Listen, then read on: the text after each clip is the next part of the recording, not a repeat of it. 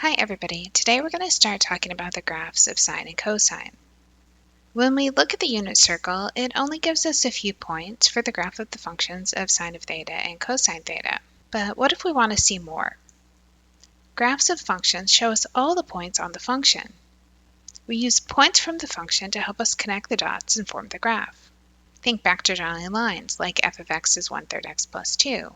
We start by finding a point, like the y-intercept at 2. Then we find a second point using the slope. From there we connect the dots, which gives us the graph. When we draw curves, we often need more points to come up with the shape of the function.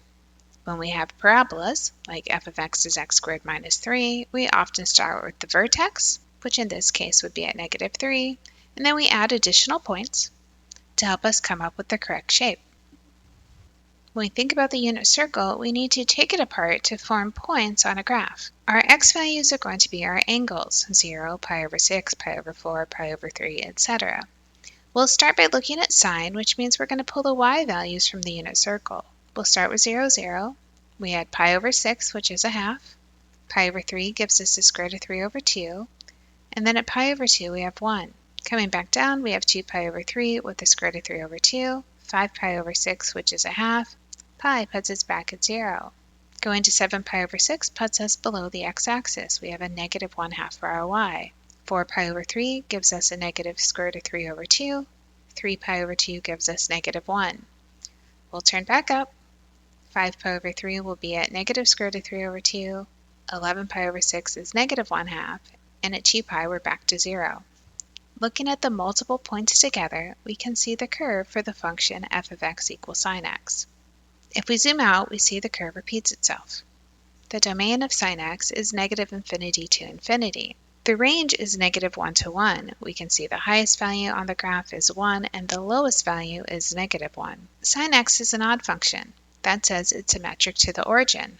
That means whenever xy is on the graph, then we have -x, -y on the graph. You can see that reflected in our right and left points on the function. You can see pi over 3 with a positive square root of 3 over 2. You can see negative pi over 3 with the negative square root of 3 over 2. Positive pi over 2 has a positive 1. Negative pi over 2 has a -1. The period of sine x is 2 pi. Period is the horizontal distance before the function repeats. Going back to our zoomed out view of sine of x, we can see every 2 pi we have a complete sine curve. Let's repeat these steps for our f of x equals cosine of x. We'll start at 0, which gives us a value of 1.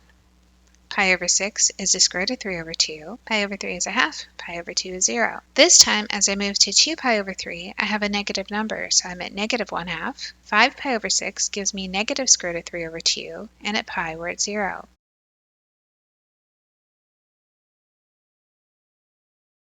Again, we can connect our dots and see our nice curve. The cosine of x also has a domain of -infinity to infinity and a range of -1 to 1. Cosine of x is an even function, which says it's symmetric to the y-axis. That means whenever xy is on the function, then -xy is also on the function. For example, pi over 6 and negative pi over 6 have the same y value. You can see pi is -1, negative pi is also -1.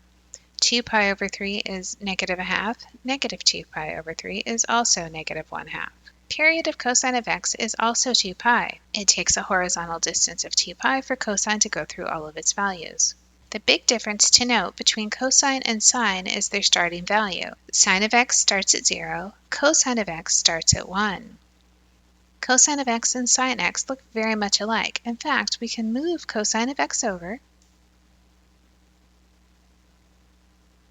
until the functions overlap. Notice I did a horizontal transformation by a value of pi over 2 to get sine and cosine to be the same. We'll come back to this in future videos. We'll also talk about transformations of trig functions. We'll look at vertical transformations, horizontal transformations, we'll look at stretching and shrinking, which we call amplitude, and we'll look at how the period can change by making changes to the function.